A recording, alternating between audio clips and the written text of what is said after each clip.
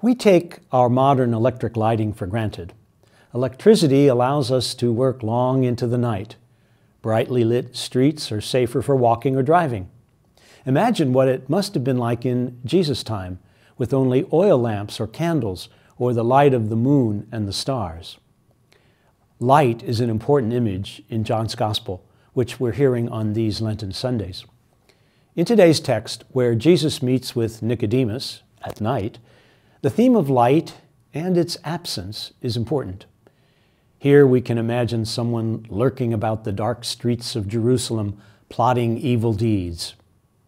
Jesus tells Nicodemus, "Everyone who does wicked things hates the light and does not come toward the light, so that his works might not be exposed.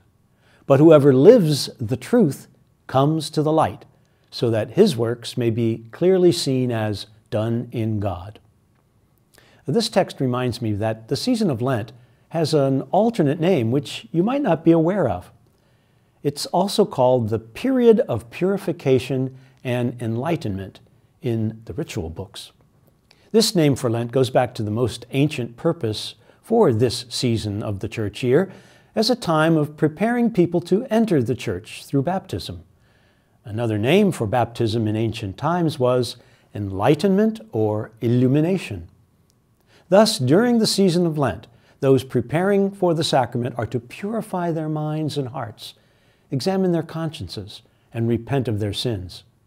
The rest of the church does the same with penitential practices in solidarity, preparing to renew our baptismal commitment at Easter. And so, for Jesus to speak of light in today's gospel ought to remind us, here at the halfway point of the Lenten season, what we're about.